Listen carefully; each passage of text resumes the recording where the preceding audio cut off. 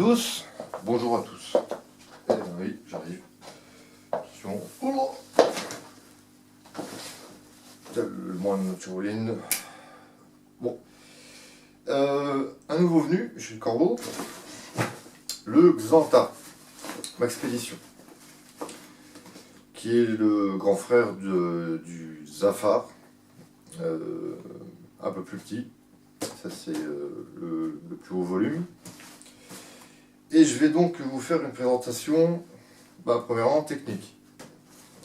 Ensuite on verra si, selon le timing de cette vidéo, si je pourrais vous faire une espèce de revue de sac Paco pour vous montrer ce qu'on peut mettre dedans, surtout plutôt ce qui en sortira. Ça donne forcément plus comment dire, ça rend les choses plus concrètes. Voilà. De la même façon, pour se faire une idée de la taille du sac, voilà, la bouteille que tout le monde connaît, la bouteille Quechua d'1 litre. Donc vous voyez, on arrive à tout de suite se faire une idée de la hauteur du sac, etc., largeur. Pour ceux qui connaissent le Condor, qui est déjà un bon petit sac, un bon petit gros, voilà, on voit une petite différence quand même. C'est un sac, alors le Condor se porte sur le haut du dos, celui-là, c'est un sac qui va aller sur le haut du dos et sur le bas du dos.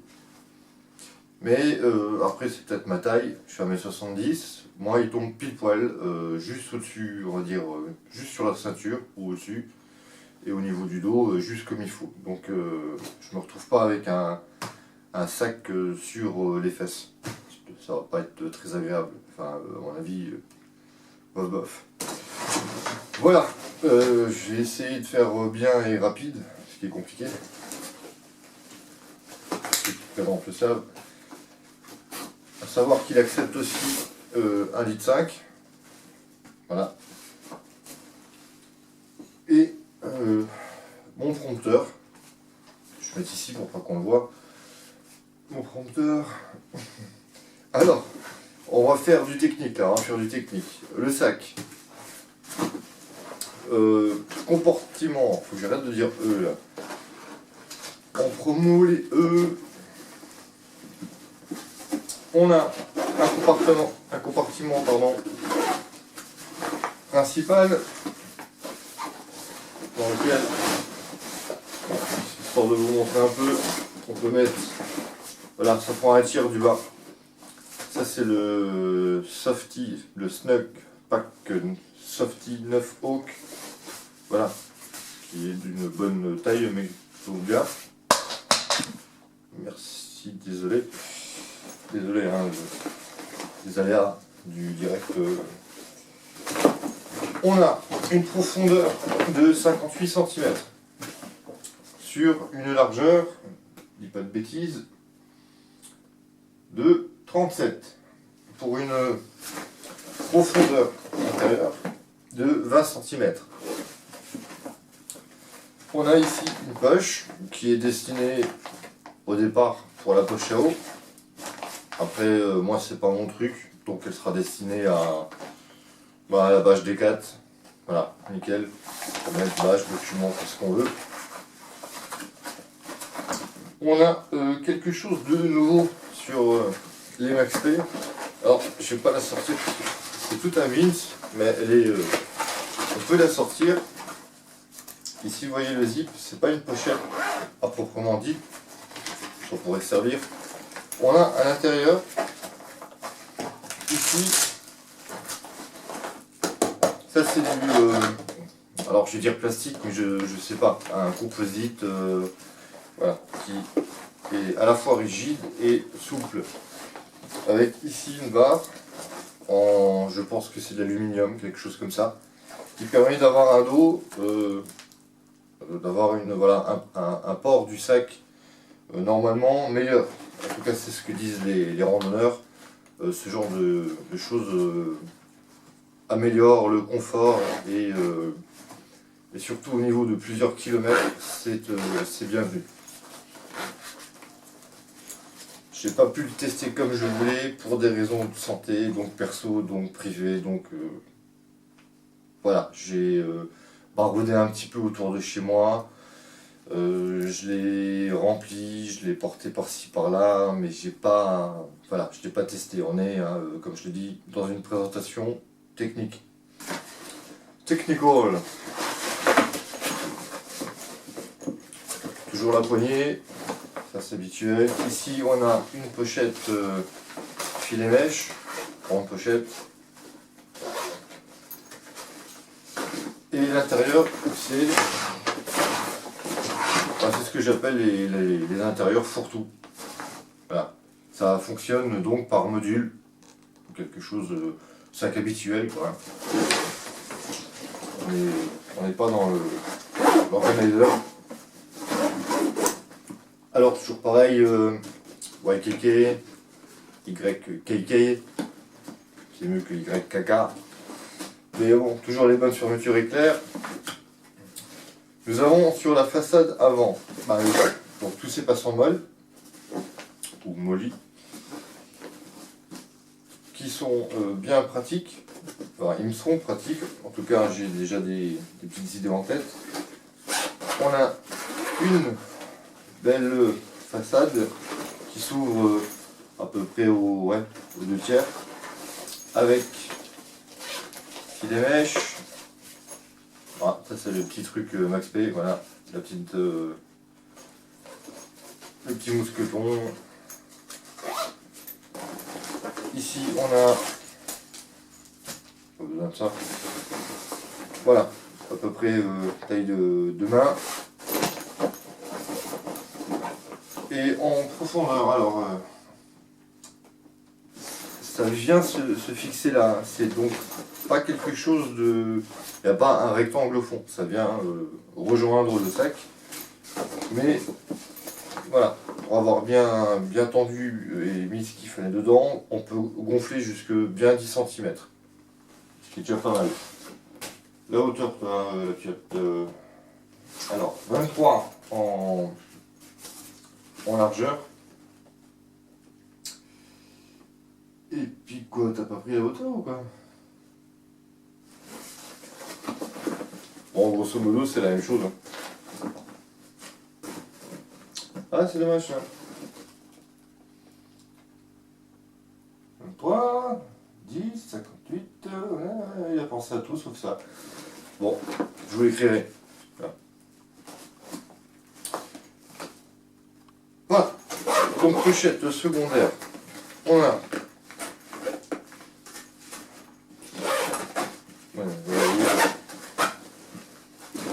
une petite poche un petit peu spéciale, vraiment c'est le truc du sac, qui est, voilà, je penche ma main, ça donne ça. Et c'est dans un tissu comme une feutrine. En fait c'est fait au départ, enfin pour eux, pour y mettre les lunettes. Alors, exemple, lunettes. Voilà. Je peux mettre mes lunettes là-dedans. Elles ne seront pas rayées parce que le tissu est fait justement pour ça. Maintenant, je me dis que si j'ai des affaires à l'intérieur, on n'est jamais à l'abri de, je sais pas, d'un choc ici. Donc, ouais, pour des lunettes de VTT à 30 balles, à 10 balles, ça c'est des lunettes, ce sont, pardon, des lunettes de vue, c'est pas 30 balles. Donc, lunettes de pochette, ouais, mais avec quand même la boîte protectrice, et je pense c'est mieux comme ça. À savoir que bien sûr on la retrouve derrière. Ça c'est peut-être quelque chose discutable, encore que c'est pas dérangeant. On retrouve ce qu'on veut en dessous. Voilà, mais peut-être que ça aurait été plus propre d'avoir cette partie-là qui recouvrant cette partie-là. Enfin, quelque chose de... Enfin, je me comprends. Là, tu peux te casser, merci. Et pour eux, alors c'est pas que pour les lunettes, hein, ça peut être pour les mouchoirs en papier, barres de céréales, le petit couteau, les choses assez rapides, c'est pas mal. Zip, zip. Zip, zip. Alors il y a une nouveauté aussi, c'est sur les coutures, ça c'est très bien. Je vais essayer de faire le grand écart. Hop, hop, hop. Avant elles étaient comme ça.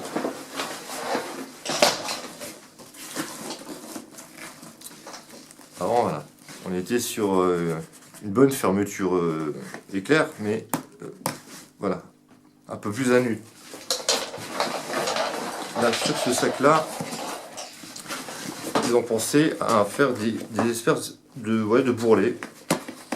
De bourrelets qui viennent voilà, rajouter une protection au niveau protection de la pluie. Ça c'est bien. Attention, le grand écart. Le grand écart. Quoi d'autre? Les pochettes à eau, j'appelle ça les pochettes à gourde, les pochettes à eau, je sais pas si ça a vraiment un nom particulier, 10 cm de diamètre. Hein? T'as de la mémoire ou pas? Ouais, et ça fait 25 de haut. Ah, comme vous l'avez vu, hein, la bouteille d'un litre s'est fait englober tranquillos. Voilà, ce qui permet quand même, on imagine, si on part avec 2 bouteilles de 1,5 litre, ça fait 3 litres de flotte, c'est quand même pas mal au niveau emport flotte. On peut y mettre, bien sûr, moi j'ai mis le poncho de l'armée roulé, avec un petit quart et un petit réchaud. Donc on peut mettre d'autres choses. Mais c'est de bonne contenance. Ensuite, on va arriver vers le dos, mais pas tout de suite parce qu'il se passe des choses sur le côté. Enfin, sur les côtés. Qu'est-ce que je vois? On a ici, ça je l'ai noté, hein, des poches donc latérales. La hauteur du zip, là on est sur 32 cm. Sur le haut, on a, je vais vous montrer, voilà, ça s'ouvre ici et ça vient. Voilà, exemple, une scie pliante. Voilà. Ici, il y a 15 cm vers le bas et on arrive à peu près à 10 cm. Ça n'interfère pas avec la gourde et l'intérieur. C'est-à-dire que quand j'ai le sac de couchage et la bouteille d'un litre 5, je peux rentrer des choses là-dedans. Bon, bien sûr, on va pas mettre des tonnes de choses, hein, mais il y a moyen de mettre, vous allez voir de l'autre côté, tout simplement. J'essaie de faire vite, peut-être trop vite, mais tellement de choses à raconter. J'ai la chat ce matin. Couteau, voilà, les deux, ça se trouve sans problème, voilà. Donc déjà c'est original, ensuite c'est bien pratique et c'est un accès ultra rapide. On enlève le sac, on arrive directement sur des choses. Voilà. On pourrait penser aussi à y mettre là dans un ziploc, chaussettes, slip, caleçons, enfin t-shirt, voilà des fringues de rechange. Ça irait bien. En fait, on met ce qu'on veut. Voilà. Ensuite, alors, le dos. Alors, d'une, bien rigide, mais confortable. Très confortable. Vous savez que de tous les Max P, c'est le plus confortable que j'ai pu essayer. On a nos sangles pectorales qui elles aussi sont avec du filet mèche et de la mousse. Ici c'est pas de la mousse plate, c'est comment dire, c'est alvéolé. Ce qui donne ouais, vraiment une bonne aisance.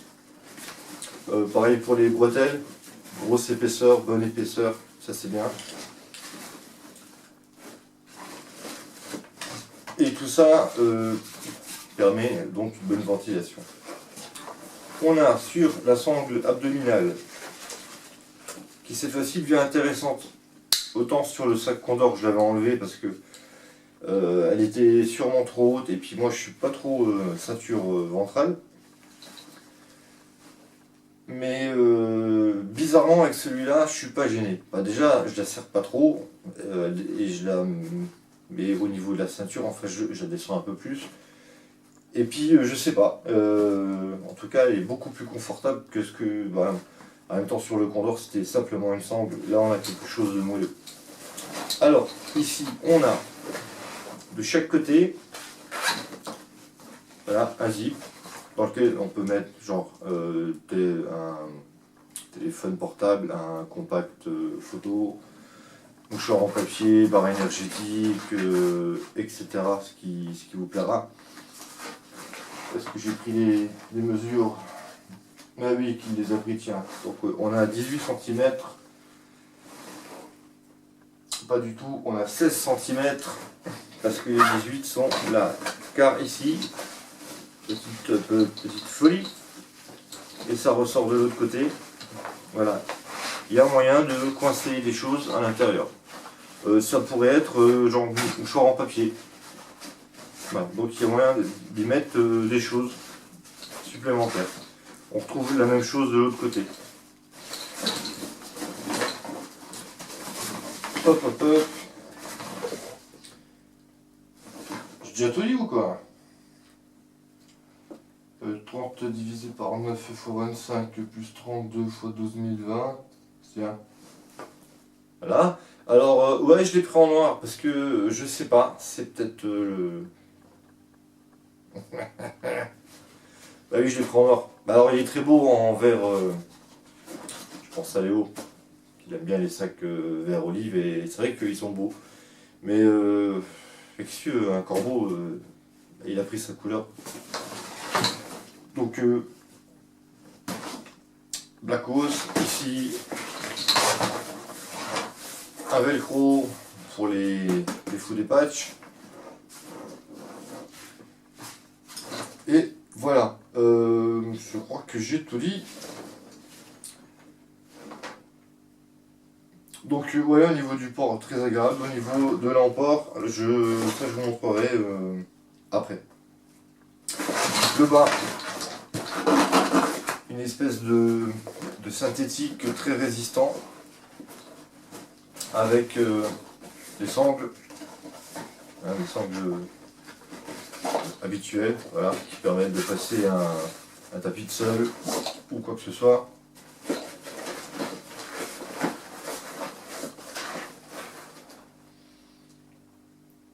Et voilà. Maintenant, les points négatifs, parce que forcément, rien n'est parfait dans la vie. Puis comme j'aime bien râler, je vais t'en trouver.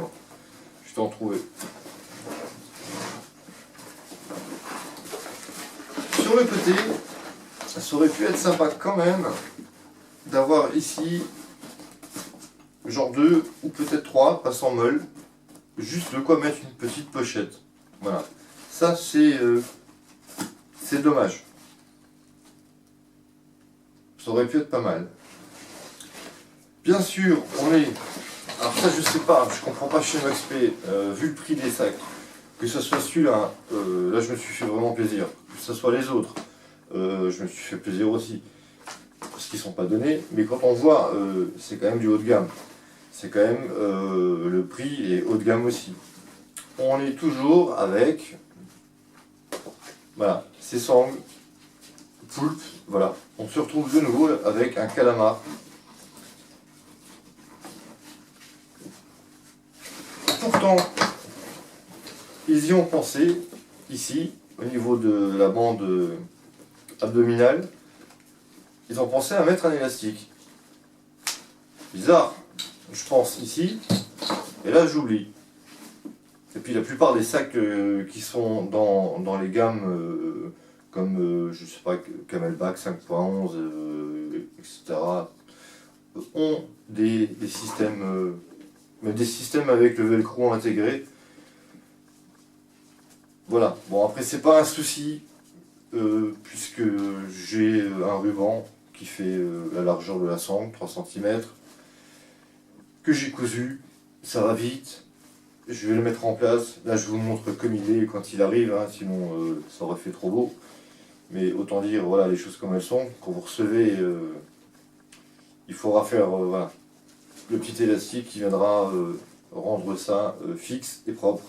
Voilà, sinon à la réception, voilà, ça c'est carrément une faute. Une faute. Et c'est pas une faute de goût, c'est limite. T'as économisé quoi là? Putain, même élastique. Voilà. Un ici, il en manque un là, forcément. Au niveau des sangles, ici c'est pareil. Fais quelque chose. Alors pareil, ici je vais. Voilà, au final, je vais faire 4 petits élastiques que je vais coudre avec mes petites minettes là. Je sais plus comment on dit là, mes mimines. Et au final, voilà, ça va rendre le sac propre, il bougera plus, il va se taire et il n'y a pas de truc voilà, qui va drouiller. Quand je regarde les vidéos américaines de la présentation, autant des Zafar que des Xanta, ou même des Condors, je vois les Américains se balader avec plein de trucs qui pendouillent et ils sont contents. Je sais pas, peut-être que le français n'aime pas les trucs qui pendouillent. C'est comme les. Voilà, mais les Américains ça les dérange pas. Voilà. Je vois un sac qui fait limite on sait plus trop c'est quoi comme sac. Donc non. Nietzsche. Nicht. Rien. Nada. Petit truc en plus. Alors ouais, bon, ça c'est pour histoire de vous montrer. On a donc ici un bouton pression qui permet, si on veut, voilà, sécuriser. Alors on passe par là.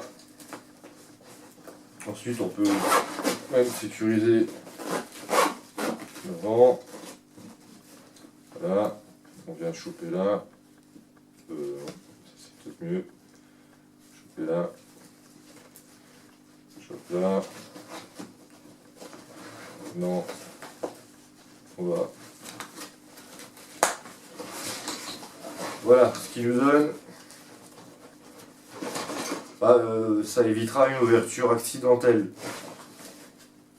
Bon, c'est un plus, c'est vrai que c'est. Pourquoi pas. Je suis pas tombé sur les genoux quand j'ai vu ça. Surtout que moi je pars du principe quand on referme un sac, on le referme pas ici. Surtout s'il pleut. Il y a forcément plus de possibilités d'entrée d'eau ici. Donc pour moi, les zips sont toujours vers le bas. Voilà. Et là, il n'y a pas besoin de. Il va s'ouvrir. Ah non, il va pas s'ouvrir. À moins que tu tombes d'une falaise, mais il n'y a pas de problème. Voilà. Je crois qu'il est temps que quoi. Bon, bah là, on retrouve hein, les D-rings. Quelques petits passants. Rattrapage ici, au niveau des dorsales. Enfin, de la dorsale. Je l'ai testé aussi sans la plaque. Il reste toujours confortable. Et il était chargé à 10 kg. Avec plaque, bien, et sans plaque, bizarrement, bien aussi. Alors en fait, je vais faire des tests hein, quand je vais avancer un peu plus avec le sac là, à voir si plaque ou pas plaque, mais il était confortable sans la plaque.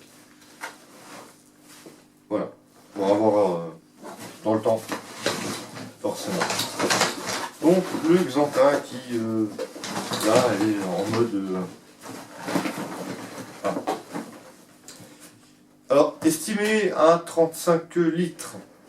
Moi, je dirais qu'on peut dépasser un peu plus.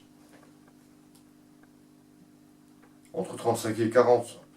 Après, ça dépend comment on range les choses, mais bah, vous verrez bien dans l'autre vidéo, parce que là, je crois que j'ai tellement parlé que je vais faire une vidéo. Donc là, on était dans la présentation avec prompteur, à l'ancienne. Et je ferai une deuxième vidéo avec une revue de sac Paco, c'est-à-dire vous verrez le sac avec tout ce qu'il y a dedans. Et je sortirai, je poserai, et vous pourrez vous faire une idée de ce qui rentre dedans. C'est un sac que j'ai voulu pour faire un sac de bivouac avec le minimum. J'ai pas envie de dire minimaliste parce que c'est comme bushcraft, c'est des mots qui ont tellement pris de connotation qu'à la fin, si je dis bivouac minimaliste, ouais, mais non, ouais, mais si, bref, un petit sac qui prend tout. J'ai tout là-haut, il y a largement moyen. Je peux dormir, je peux bouffer, je peux boire et je peux faire ce que je veux. Tout rentre dedans. Tout rentre dedans, mais hein, ça dépasse pas des côtés. Voilà. Après, il y a aussi une façon d'organiser les choses. Et je l'ai en plus configuré avec le hamac, qui prend plus de place que si je dormais au sol. Donc voilà, bah, vous verrez ça dans la future vidéo. Voilà. Et ben, je vais vous laisser sur cette fin impromptue. Le gros ici. Bah, une belle suite à vous. Je vous dis à bientôt. J'espère que ça aura intéressé les intéressés. Et puis ceux qui n'y étaient pas, merci d'être restés. Et donc à bientôt. Allez. Tiens. Oh là là, je pense à me faire vieux.